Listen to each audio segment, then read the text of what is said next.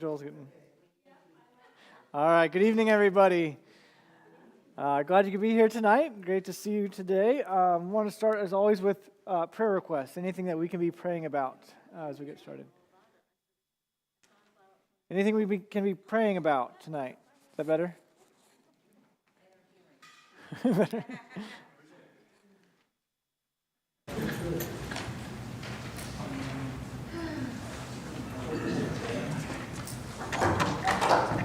So, I don't have an update about Sue, which I'm so sorry about having to do that.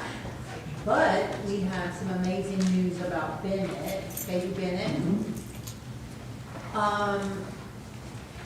Some medicine that they put him on a much higher dosage of, and Jessica just briefly, she just touched on something that they really don't even know what the effects are going to be on his body because of that medicine.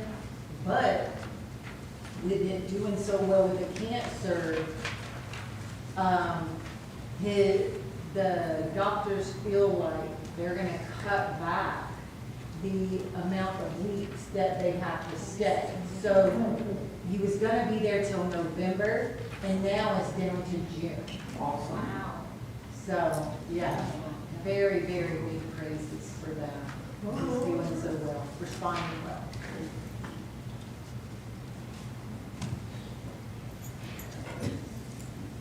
I saw Phil and Sharon Ray today, and they are both having a really tough time.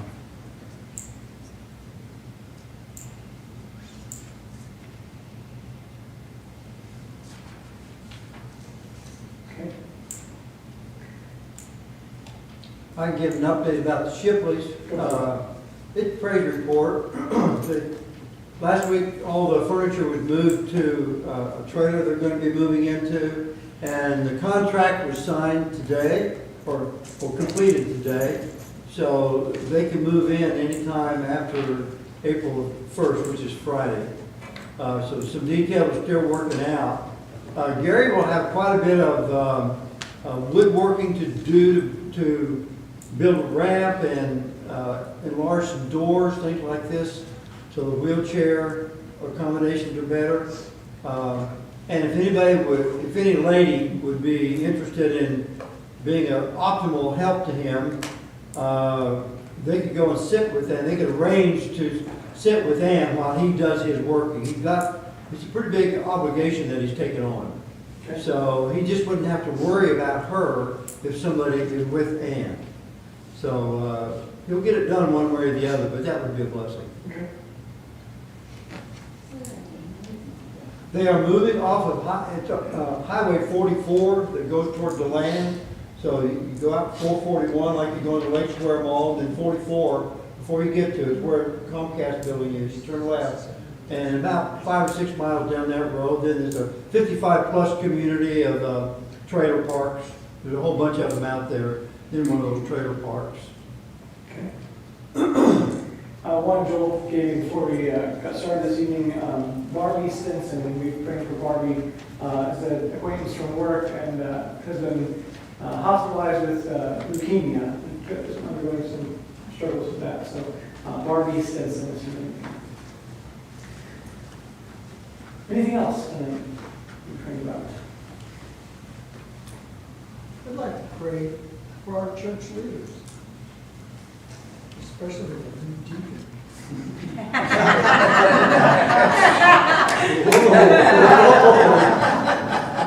No. Any particular reason why? I'm not saying a It's one of word. those unspoken. All the teenagers hit that poor man's hand. Anything else?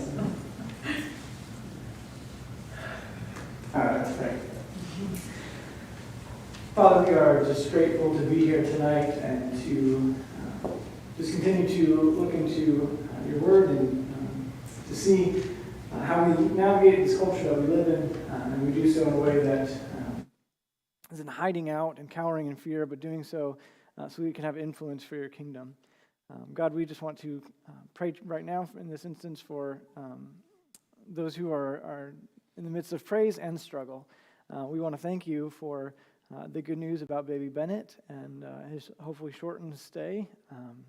Can't imagine what a relief it is for the family and how glad they are to hear that. We pray that his body would continue to respond to the treatments well, and that there be no adverse effects. And we also praise you for providing a home for the Shipleys, and through this whole saga that they have been through. I'm just thankful for the hands and feet that have reached out to be there for them and to help them in this. We pray that as Gary has some modifications to do, that you just give him the strength to do that and provide people to be there for Ann. We also want to pray for Phil and Sharon Ray, and just with Phil's Parkinson's and other avenues, just the difficult time they're having right now. Just pray that you would just surround them with your peace and your comfort, and that you would just bring strength to their minds and to the bodies. And we also want to pray for Barbie Stinson dealing with this leukemia. Just pray that you would just help those in charge of her care to find the best course of treatment and ultimately to bring healing to her body. And lastly, we just want to pray for our church and for its leaders. Just pray that you would just draw us together, draw us closer to be in unity with one another, and for our leaders to lead well, to look to your word and how to navigate just overseeing this flock, this body, so that we can be used to glorify you in our community. And I pray this in Jesus' name. Amen. So this is the last session of this series that we've been going through, Thriving in Babylon, looking at how we live in a culture that is often so antagonistic towards us, or just opposite of the values that we hold. And tonight we want to specifically talk about wisdom. Sometimes in our world being fast and confusing. Do we need more handouts? Okay, I'll get you some during while we start the video. We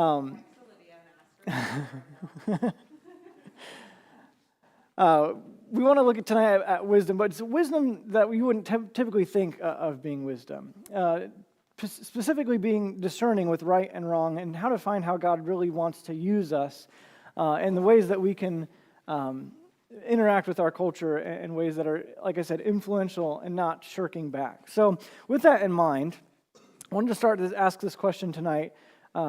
Should we always stand up and fight? Are there times when it's more beneficial to step aside? And what does true compromise look like in the life of the believer? What is the difference between truly following God and His commands versus falling headlong into legalism? I know there's a lot of questions there and a lot to unpack just in those questions alone, but if you want to take a shot at one of them, we'll kind of get our gears greased for as we approach this idea of wisdom tonight.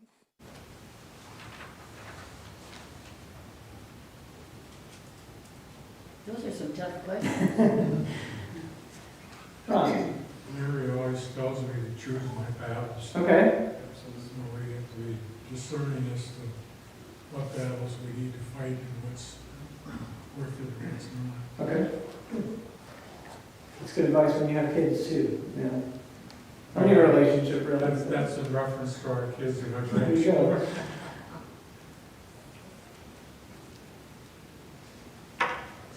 There's an old saying, you can't fix stupid. Okay. Sometimes it doesn't pay to argue or get into a deep discussion. I mean, the Bible talks about it, not to argue with the fool. Yeah, interesting you brought that up because it's what I had kind of written down as a segue. Proverbs 26, 4 and 5. And actually, just if you were here with us when we did our How to Read the Bible, it was one that Michael talked about, and it actually just came up when I've been teaching that class for Access this week. But it has two kind of parallels that seem to contradict each other. But it says, "Do not answer a fool according to his folly, or you yourself will be like him." And then verse 5 says, "Answer a fool according to his folly, lest he become wise in his own eyes." And so you kind of have two seemingly contradictory things. One, hey, don't argue with a foolish person, or you're going to look foolish yourself. Or secondly, answer a fool and show where he's wrong, show that he's not right. And so it seems contradictory, but Proverbs, like tonight, we're talking about wisdom. How do we discern between those two instances? When is a good time to to back down, or not back down, but step away instead of arguing. And when's a good time to stand up and fight for what you believe, or fight for that particular issue. And so the life of Daniel offers us some wisdom and insight into those kinds of dilemmas. We see that Daniel understands what it means to compromise without getting rid of his values. He never deviates from his true allegiance to God. And so we see him, in some sense, respecting and offering his enemies, even those above him, kindness and authenticity. But when asked directly to disobey his God, we also see him stand his ground with bravery. We see him do this with the reason he ends up in the lion's den is because he continues to pray. He continues to pray to the one true God as he knows to be right. We see it not necessarily with Daniel himself, but in Daniel 3, we see the same thing with Shadrach, Meshach, and Abednego. They stand up instead of bowing and worshiping this idol that Nebuchadnezzar builds, and as a result end up in this fiery furnace. And so there are instances where we see these men navigating their culture with elements of compromise, but never to the extent where they disown or deviate from their allegiance to God. And so that's what we want to kind of explore tonight as we get started with this idea of being wise and navigating some of those difficult issues in our culture.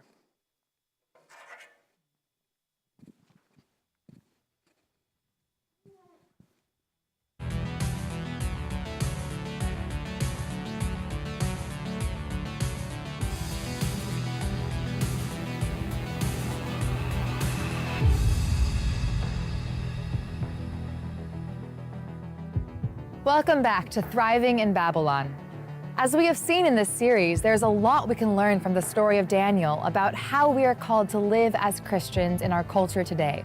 Instead of throwing in the towel of our faith, we have been encouraged to trust in the sovereignty of God, hope in our eternal home, and treat everyone with love and respect.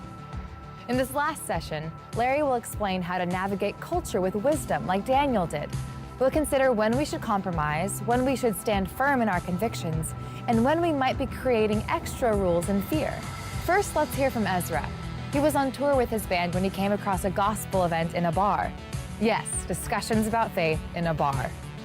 Listen as he shares how his willingness to go to places others are uncomfortable going has led to opportunities to impact God's kingdom.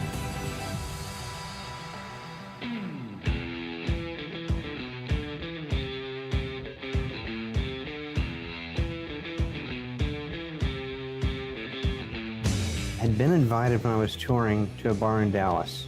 Decided to visit it, went in, it was remarkable. And they were having an event with a speaker who was speaking to the veracity of Scripture and taking questions from the crowd. Seeing that boldness was absolutely riveting. Told my wife I'd really like to do an outreach, specifically targeted in pubs. Prayed and waited. A few months later, they built a pub at my house. Came here and asked them if I could do a ministry outreach on Sunday evenings and was told absolutely not.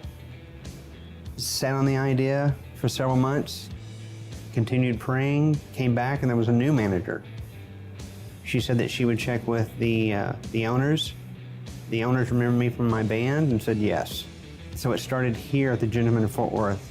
We had roughly 30, 40 people. In 2 years, we have grown from 40 friends to 600 people. We decided to call our ministry the Bible and Beer Consortium. The name has caused some questions and some concerns, largely from people who've never been to events. Had an instance here at the Gentleman where a pastor came to an event and he came here to confront me. But after seeing the event, openly asked my forgiveness and said that it was an amazing thing to witness firsthand.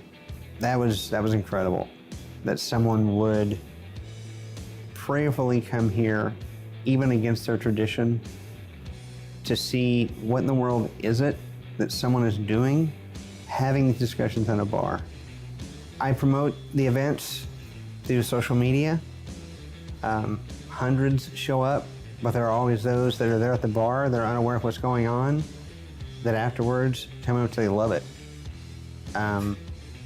We've seen them return time and time again and bring friends. I see at BBC events hundreds of people that have said openly they would never visit a church, but they will come to bars to hear things that are explicitly pro-God, pro-Bible, but it is well worth it seeing people changed, seeing people brought into discussions that they would avoid otherwise. There is no gospel-free zone. What we are called to do, what I'm called to do, goes into very dark places, but in those places, His light shines even brighter. You know, there's a word that we as Christians often find ourselves uncomfortable with, but it's really not always a bad word. It's a word, compromise. One of the things that jumps out to me about Daniel is not only his hope, not only his humility, but his wisdom to pick his battles incredibly carefully. I mean, when you look back at Daniel, he didn't seem to be bothered when his name was changed from one that honored Jehovah God to being called Satan's prince, Belshazzar, his new name. It didn't seem to bother him when he was asked to study astrology and the occult for 3 years. In fact, he didn't pout about it and sit in the back and complain. He sat in the front row and graduated #1 in his class.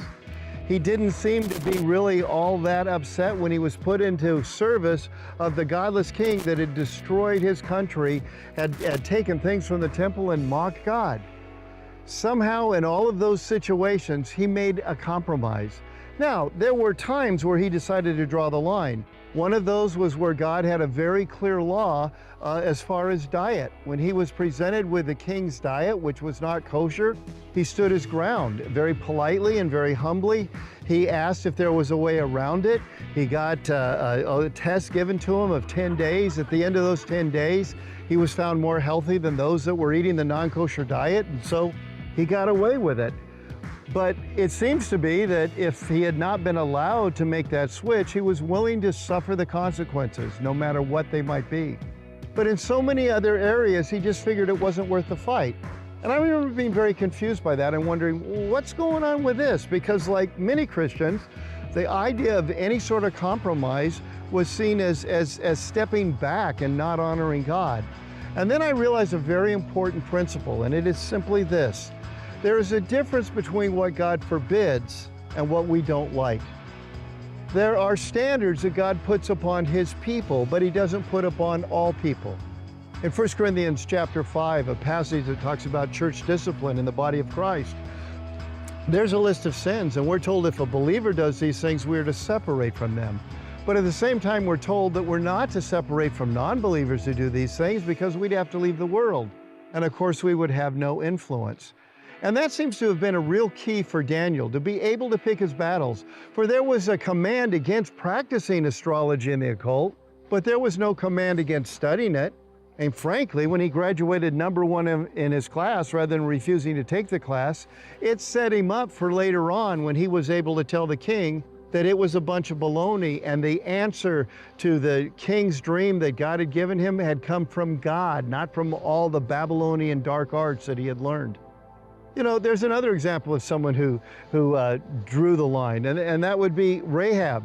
She lied to the authorities to protect the lives of the Hebrew spies that came into town. Back in the day of Moses, the Hebrew midwives were told that they were to kill all the newly born male Jewish boys, and they refused to do that. So there certainly is a time and a place where we need to stand strong, but we must never fall into the easy trap of what I'm uncomfortable with, God forbids, or what God asks me as a Christian to do, He commands everybody else to do. My earliest memory of God was when I was around age 8. I just remember looking off into the sky and talking to God and then asking if He was real. And when I said that, the whole sky lit up with lightning. And for me, that was just an affirmation. I knew at that moment that I wanted to follow Him for the rest of my life. Although I did, want to follow God and I had faith, of course I messed up and made some bad choices. I did become pregnant at 16. going through my teen pregnancy and a lot of the problems that I'd had in my first relationship created so much stress that I ended up dropping out of high school. And a few years later, I found myself working for Planned Parenthood. I felt like it was a great achievement to be offered this position as a manager to run this clinic. And that was my mindset initially going in, thinking that my hands were clean. I wasn't directly involved. I didn't facilitate in any way with abortion. But it wouldn't be until just a few months into working for Planned Parenthood that I realized that that was not the case. I remember a young woman coming in. She was a college-aged young lady.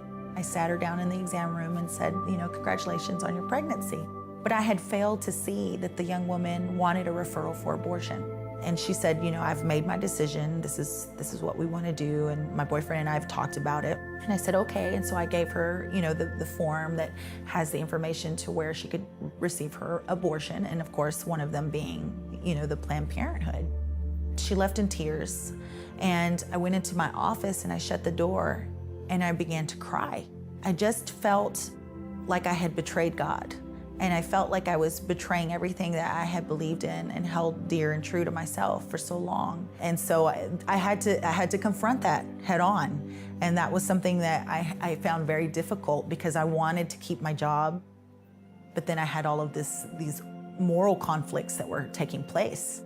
I couldn't sleep at night. I couldn't look at myself in the mirror most days.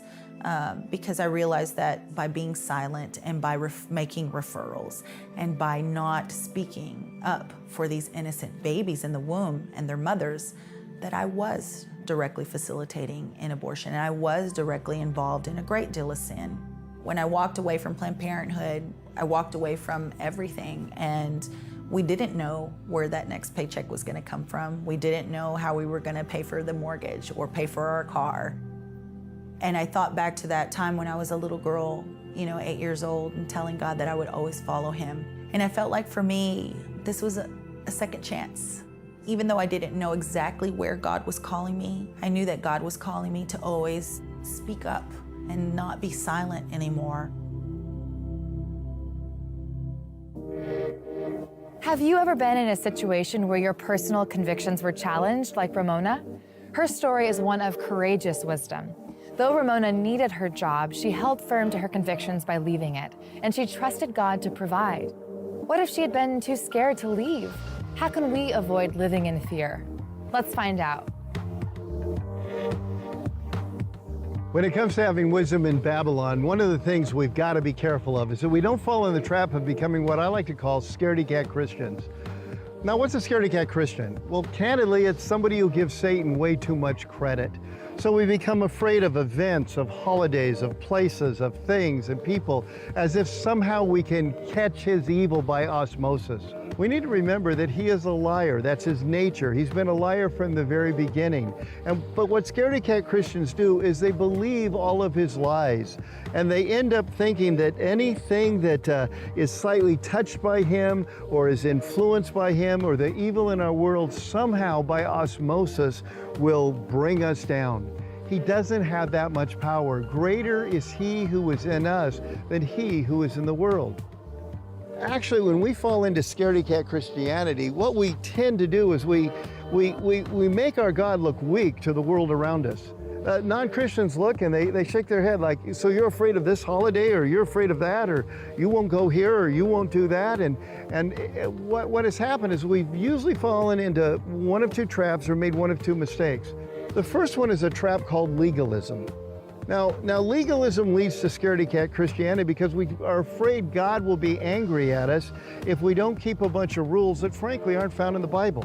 Here's the weird thing about legalism. There's always a Bible verse for every extra man-made rule. So legalism is based on the Bible, but in reality it's never found in the Bible. These are rules that, like the Pharisees of New Testament days, we make because we want to help God out. He has a fence here, so we decide to put 2 or 3 fences out in front of it just to make sure. Well, at the end of the day, when we have a bunch of man-made fences, people out there who are looking at us, they confuse our man-made fences with God's fences. And they look at us and they think, what in the world is wrong with us? We'll never make God look bad when we live in line with His rules, but we always make Him look weak when we have to add extra rules to the things that He's told us in the Bible. Now, there's another form of it, and it's what I call spiritual cooties. Now, what I mean by spiritual cooties, it's maybe you remember in elementary school, it's that person or whatever that everybody ran away from, and they said, oh, they got cooties, they got cooties. If they touch me, I've got whatever it is they had. Well, we often feel like the things of the enemy, by, again, osmosis, can somehow touch us and bring us down. I like to tell the story of a spear that I have in my office. I had the privilege of being 200 miles into the Amazon. And it was with a group of people who, up to 11 years before I was there, had never had any contact with civilization. It was a real live witch doctor in this little village. And during one night, he was doing his drugged up incantation, screaming and yelling and doing all this stuff. Well, the next morning, I went over to him and I asked him if I could have, through an interpreter obviously, his spear. I wanted the spear that he used in his demonic ceremony. And by the way, it's one of only a couple times in my life where I knew I was in the presence of absolutely demonic power. It was a scary situation. I took his sword, I forget, a spear, I took his spear, I forget what I gave him for it, and I took it home. It's in my office today. It is there as a reminder that I have nothing to fear from a lying enemy. That greater is the Lord in me, as I said earlier, than he who is in the world. But you'd be shocked how many people tell me bad things are going to happen to you because I've had that spear. Well, I've had that spear for about 25 years in that office, and I want to tell you nothing but good things have happened. Because greater is he who is in us than he who is in the world. If you're a follower of Jesus, there's no reason to be a scaredy cat. There's no reason for legalism. There's no reason to fear spiritual cooties. Just follow what God has said to do. Live with wisdom, live with humility, hold on to hope, and you can thrive in Babylon. We can be tempted as Christians to run away from anything secular or popular in culture. But like we saw in this session, there is wisdom in compromise and wisdom in knowing the difference between what God actually forbids and what we just don't like. As you head into your group discussion, consider how you navigate living in the world but not of the world. Think about where you might need to put your foot down, or how your fear of culture might be leading you down a legalistic road that isolates you from reflecting Christ to others. And finally, I hope you will encourage each other about how to not only survive, but thrive where God has you today. Thank you for watching.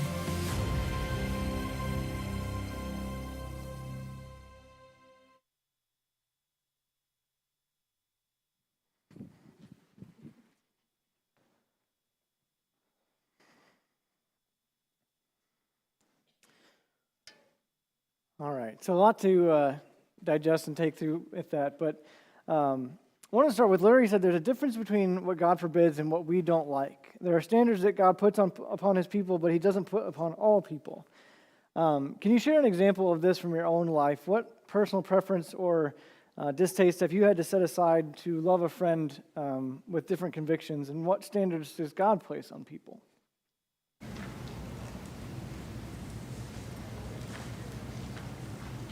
I worked in an office one time where my office mate was a single woman who had a sugar daddy.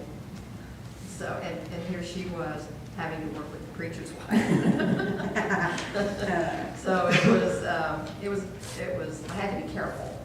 I had to build a relationship with her first, until she was more comfortable with me and then able to talk a little differently. In fact, I called Bill one day and I said, I'm going with Sheila to the happy hour over at wherever it was, because she was single and long story, she didn't have any money. And so she had learned if she went to the happy hour and bought a glass of iced tea, she could have all the stuff, the food that they laid out during happy hour.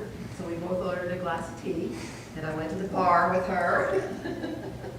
And I was fired.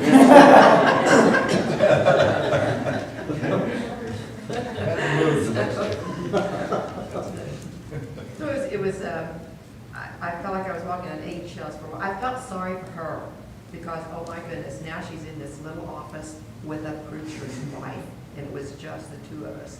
And we ended up becoming good friends during that time.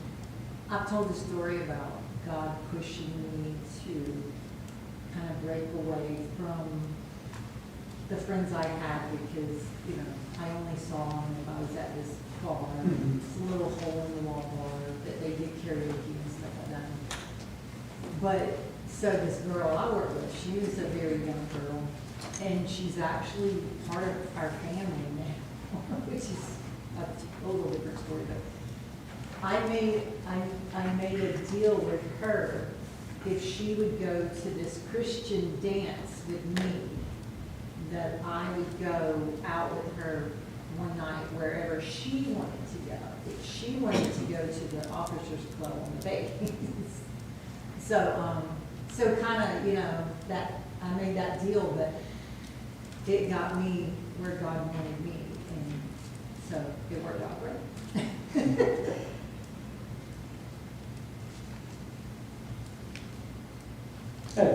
I love some of the groups that Southeast has.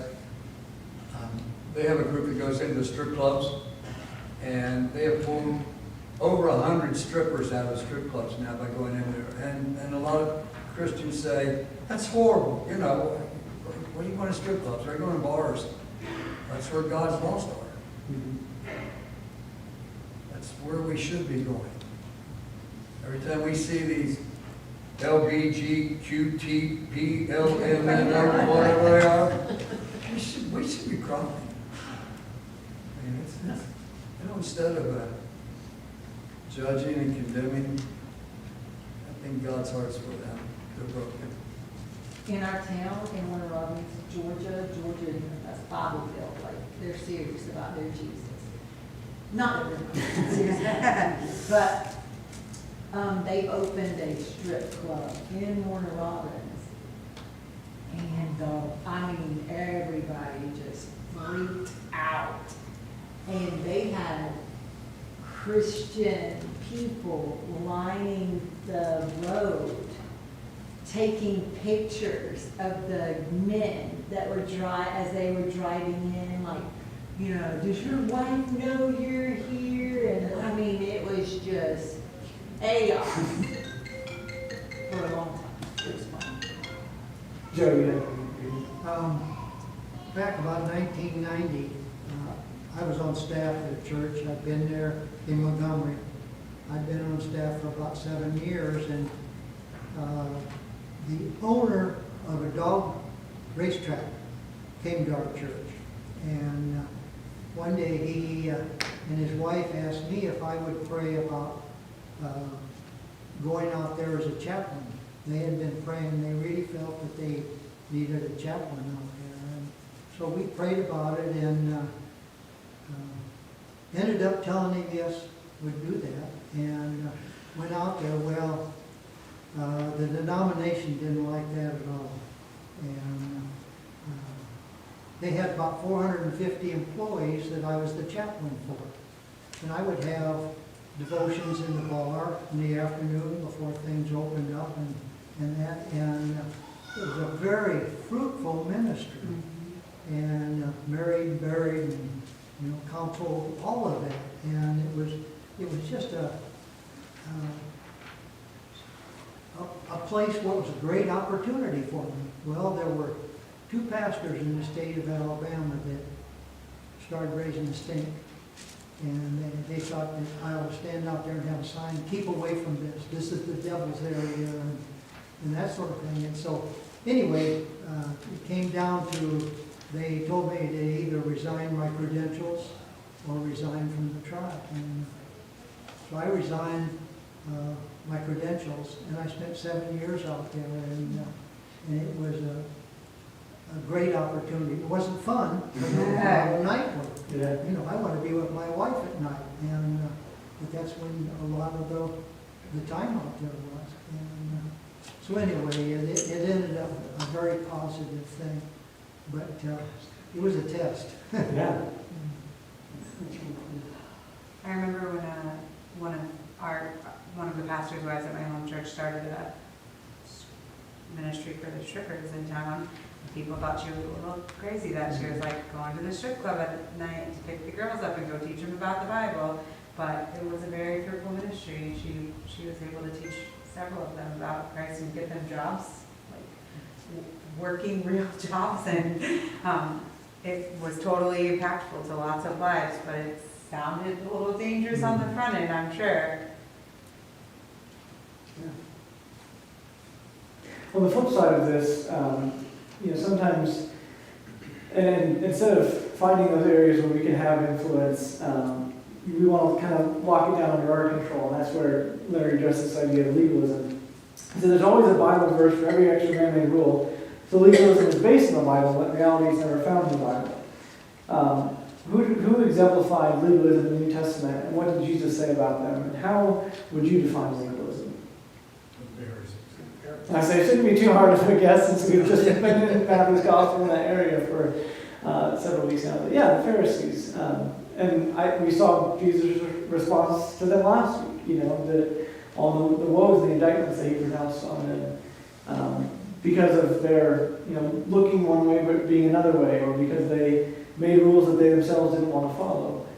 So how do we define that idea of legalism? What does that look like? Depends upon the individual. Okay. I guess it goes beyond the Bible based on what the Bible says, but then going beyond, throwing somebody's own idea into it. One of the best ways I've always heard it defined is Jesus plus. Instead of just relying on Jesus for salvation, it's Jesus plus this rule, or plus this practice, or plus this doctrine or interpretation, or whatever. And so there's that line between having control and having influence, and using the wisdom to determine those two things. I want to dive into a few Bible passages that kind of provide insight into this. The first, if somebody could read for me, Proverbs chapter 9, verse 10.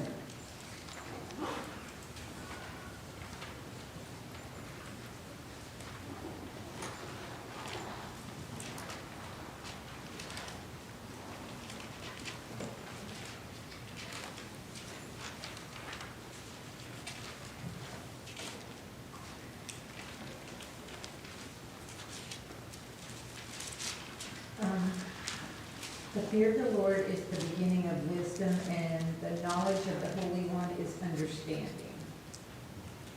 So, according to this verse, where is the source of true wisdom? In knowledge of God and fearing. Yeah, our reverence and our understanding of God. So, is this the first place that we often go when looking for wisdom? You're saying no? Well, I mean, Google, right? Bryce likes YouTube, so. or your parents, or, it depends on, Sure. just different factors. I think eventually you get, okay, maybe I should go, but sometimes it's not our first thing, Why do you feel like it's not our first, not just you, but why is it often that we don't go to God first when looking for wisdom? Because we're dumb. I was gonna say because we're human, but I think that's I think when we go to God for wisdom, we're expecting in our own language the answer. And we don't necessarily hear God. But if we know the Bible somewhat well, the Holy Spirit should give us the words. Maybe not where we can find them, but He'll bring that back out of our memory. But I think the problem is you talk to God, and sometimes you feel like you're talking to the wall. Sorry, Lord.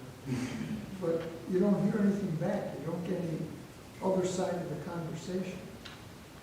And so you don't go to Him first. Sure. Yeah, I was going to say, I think it kind of communicates the same thing along the lines of what you're saying. It almost seems impractical sometimes. Like, I go to talk to God and maybe find something in His Word, but if I talk to my parents or talk to this wise person, I get immediate feedback, or Google, I get immediate answers. And I think sometimes we are put off by that, and we don't get the, we want wisdom, we want it now, like in that instance, in that moment. And certainly God is capable of providing that, but we might not get it the way that we want it, or get the answers that we want. So what are some cultural substitutes for wisdom and understanding? Google. YouTube. In America today, politics. Yeah. Yeah, follow your heart, follow your true self, yeah.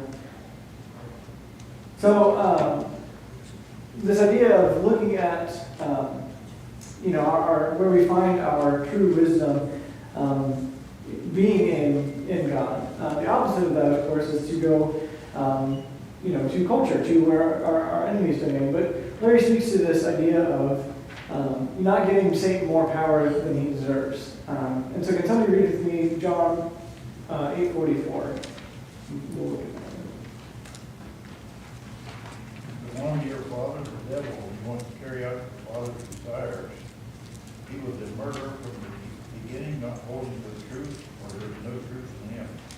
When he lies, he speaks his native language, for he is a liar and father of lies. So what does this tell us about the nature of Satan? He's a liar. He's a liar. Yeah. Why do you think it's sometimes easier to believe a lie than it is the truth? Peer pressure. Okay. Sounds better. Makes you feel better. Yeah, I think, with lies, generally either our own creation or something that we shouldn't be doing, but it's the easier route. It's the truth is challenging, and the truth is not always what we want to hear. And so it's easier to go along with the lie. Going into this idea of legalism, can somebody read for me Matthew 15, 2 through 9? I have it. Go ahead. Why do your disciples break the tradition of the elders? For they do not wash their hands when they eat bread. And he answered and said to them, why do you yourselves transgress the commandment of God for the sake of your tradition? For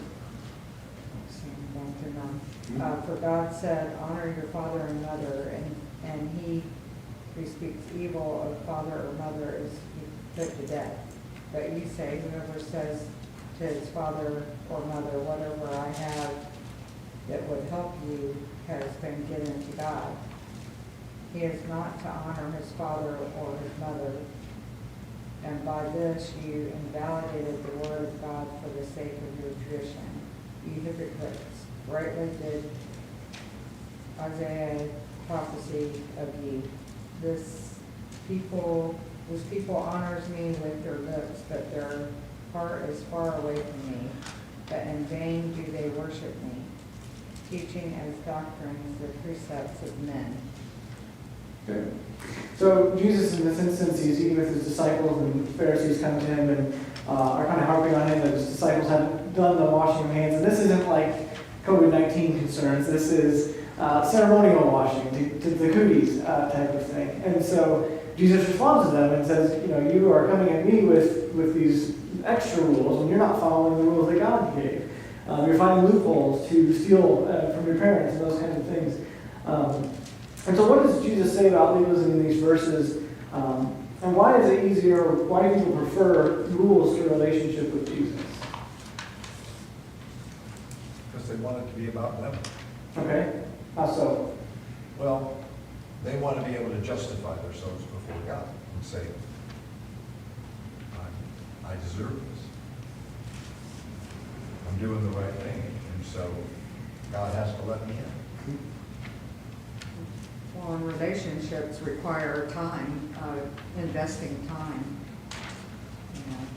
Where, following rules is just look at a sheet of paper or a book or whatever, and,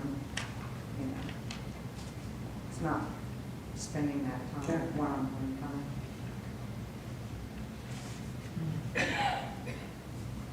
to do to check off to see where you are.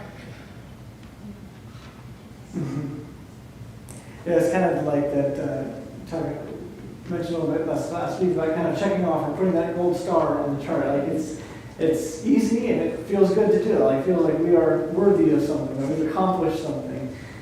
When in reality, it's not building that relationship. It's not focusing on. Jesus said this week, you're tithing out of your spice racks, but you're not doing the weightier issues of the law. And legalism does much the same thing. It focuses on the little things so that we can feel good about accomplishing something, like it's worth something. Last one I want to dive into tonight, Hosea 6:6. Continue to read that for us. For I desire mercy, not sacrifice, and acknowledgement of God rather than burnt offering. So what does it mean that he loves mercy more than he loves sacrifice? I mean, we have this whole system of, the first 5 books in the Old Testament that show us all these elements of what it means to sacrifice. Seems like God's pretty serious about it. And then he says he loves mercy more. Why? Mercy comes from the heart, and sacrifice is just an act. Okay. And I think it's easy for sacrifice to be an empty act even more. I mean, it's not supposed to be. It's supposed to be a meaningful giving of something that costs us something. But it's easy to, again, one of those kind of check it off the list type things, instead of the true difficult work of mercy and justice and faithfulness. So as we look at this, I kind of want to get just a little bit of practical with this as we come out looking at these Bible passages. Obviously, compromise for us as Christians is a fairly loaded term. Typically, when we think of compromise, we think of compromising our beliefs in a bad way and giving up what we believe to capitulate to our culture. But while it's often a negative word, there's a subtlety when it comes to following Christ with this idea of compromise. That we obviously live in our full allegiance to Him as our King, as we've been talking about. But we also can compromise in how we treat other people with kindness, sometimes giving up our opinions or our extra rules that we have. That yes, fidelity to God is of the utmost importance because God is after our hearts. But His desire is that we pursue mercy and relationship over empty rule following that we make of our own rules of our own making. And we see this in Daniel and how he exemplifies this as he honors God and stands for truth, but he also loves other people, how he conducted himself in Babylon, compromising when it comes to, I never realized for tonight that Belshazzar means Prince of Satan. That's not really a name that you would want as a follower of God. Or the other things of having to study what they were studying. But it shows us what it means to have that opportunity to compromise on some of the secondary issues in order to have greater influence. We see this a little bit in Ramona's story, the woman who worked for Planned Parenthood. She said, I knew that God was calling me to always speak up and not be silent anymore when I see any type of injustice against innocent people and to be a voice for the voiceless. And so we see that this is kind of that mercy in action, this strong desire to defend people. But I also look at Ezra, the guy from the first part that has that beer and Bible consortium. And he says, there is no gospel-free zone. So on your handout tonight, there's 5 blanks there, 5 numbers. And I want to spend just a minute to consider some places around us, just even in our own community, in our own city, where Christ is not glorified or proclaimed. These can be bars or strip clubs, like I mentioned a little bit, but they also can be less nefarious places too. There are some places that aren't, obviously evil, that still Jesus has not been brought into that place sufficiently. So we'll take a couple minutes, brainstorm, write some down. We can work together a little bit on this if you want to kind of name some, or write down some places where we can have an opportunity to preach Jesus. Our schools. Our schools, yeah. Sadly. So write that one down and we'll discuss in just a few minutes.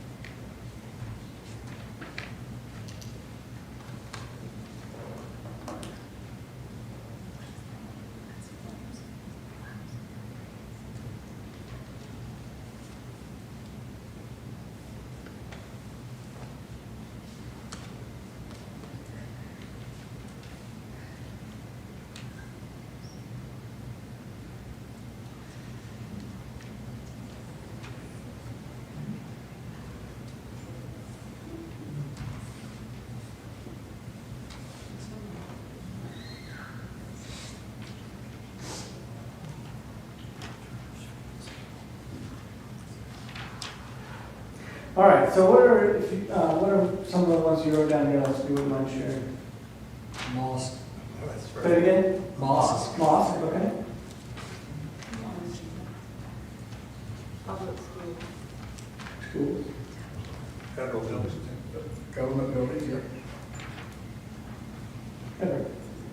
College and university faculty.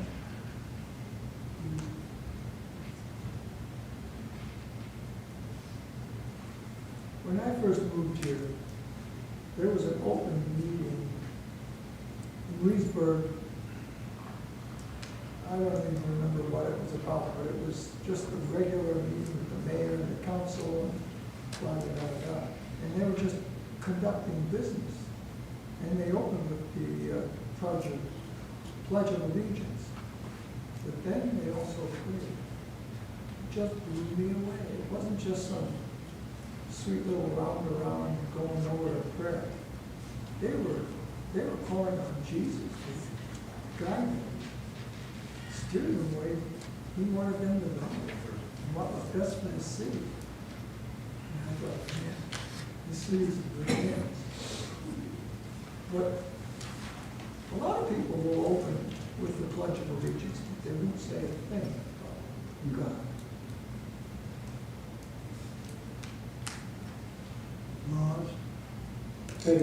Laws that have been passed that are anti. Oh, yeah.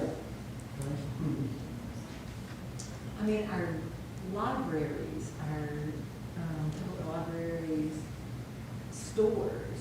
I've been in a couple of stores that were playing Christian music before, but you know, the sad part of it is that Christ isn't properly put out there and presented, because this, you know, this whole movement of everybody being offended by everything, and these business owners are so afraid if they put it out there that they're a Christian organization, or you know, or if they're somewhere in the middle of it. You know, it's more okay for non-Christians to come in there and spew their stuff than Christian people to try to lead people to Christ. It's more accepted. Mm-hmm. So what is it about these places that's uncomfortable in the sense that it's difficult to bring Jesus into them? And in what ways can we share Jesus in these dark places? One of them that Ed and Kelsey both mentioned I had on my list was that idea, that strip club ministry that Southeast, or my home church, had done. And it's just this group of ladies that would go after, you know, a Wednesday night or Sunday or whatever, and just have an opportunity to build those relationships. But what are some other ways that we can influence these places for Jesus?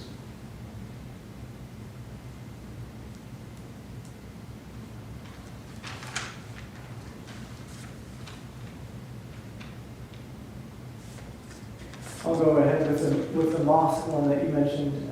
You know, that can be a one that's difficult to, you know, just go in and start preaching Jesus. But one of the things that I've learned while I was in college is every year for the month of Ramadan, that's a very, you know, it's a holy month for Muslim people, and they rely heavily on dreams and visions during that month in particular. And so there was a group from my college that would nightly for that entire month pray that Jesus would send them some kind of vision or dream, because they place so much emphasis on those. And I was just listening to a podcast this week actually where it's a really cool story.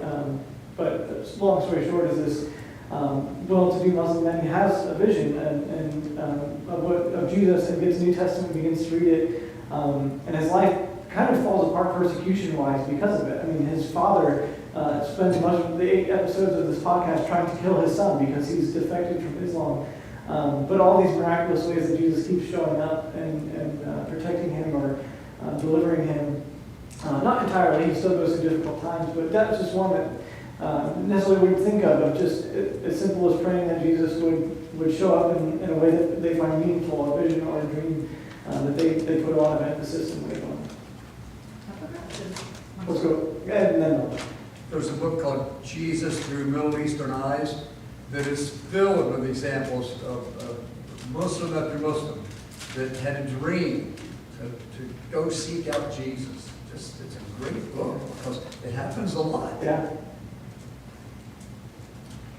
Greg's cousin, her name is Pauline, and she lives out in California.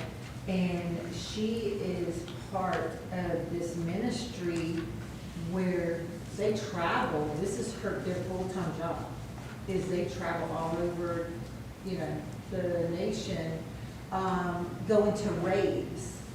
And they have these, as parents, and they have a van or place, and they're out there because these raves only happen, like in the middle of the night. So they're out there when these, young girls are coming out from just whatever they've taken, when just some bad stuff happens. And they're there to feed these kids breakfast and, try to look out for these young people.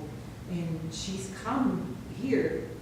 They have a big one here, Orlando does.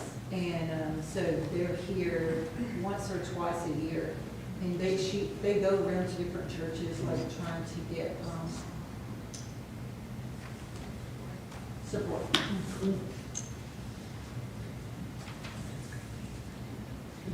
I think as far as the schools, I think people need to get out and vote and see who is going in onto the school boards so that they're conscious of who they're putting in to govern the schools for our children. I think that's a huge thing because the board makes all of the decisions of the families. Do you have any insight, when you're a public school teacher, any particular insights? What a conversation.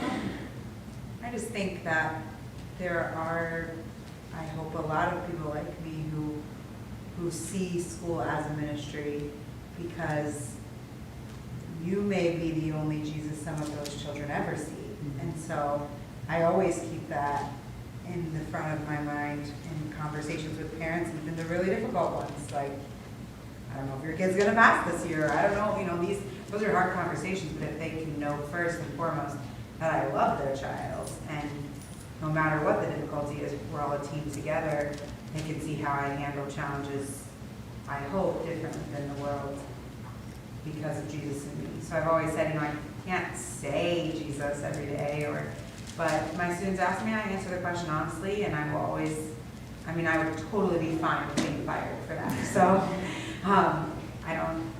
One of the neat things that Kelsey's done, I think every year, is at the end of the year, Max Lucado has a book called You Are Special. It's basically a parable about being created by God. Until someone figures out that it's about Jesus. Well, but what she can do is then she can read that book, and then there's Christian kids in her class that begin to evangelize. They say, the puppet maker is Jesus, and then it's God. Some kid says, who's God? Who's Jesus? And then the kids are talking about it, and that's totally God. I didn't bring that. So it's just a neat way to kind of, it's kind of the nature of parables, sneak things in sometimes. My students also all have a prayer partner, so at the beginning of every year, I ask an adult in my life to pray for a number in my class for the whole year. So, I can't say the child's name or give them any personal information about the child, but if it was a hard day, I'm like, hey, number 6 had a really hard day today. I would really appreciate you to say extra prayer for that family tonight, or whatever. And I'd like to believe it makes a difference for those kids.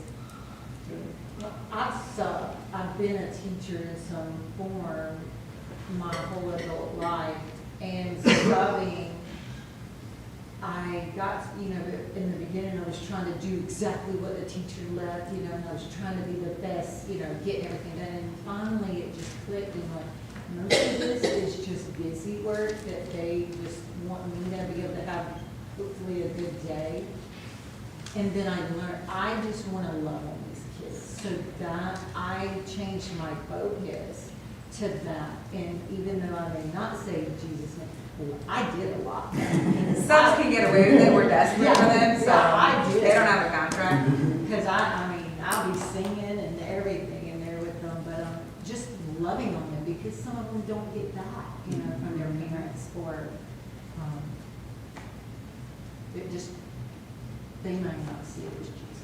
I think it's okay to refer to it as like a dark place or whatever, but I'd like to believe that there are still people who try really hard to bring it to life. So. Well, we need to wrap up for tonight, but I just want to encourage you as we wrap up the series. We're obviously still living in this culture. It doesn't end because our 5 weeks of the series are over. So just to continue to remember to live with wisdom, live with humility, hold on to hope, those things that we've been talking about. And remembering that Jesus did this ahead of us. Jesus walked where we walked. He's lived in this world and did it personifying humility and wisdom and creating hope and all of those things. So I hope this is an encouragement to you to help kind of navigate some of the situations we find ourselves in and the way that we have influence for Christ. So I'll leave that up to you. There's some deeper walk options that we've talked about, things you can do this week. You can read them and go through them as part of your devotional time this week, but thanks for coming and we'll see you Sunday.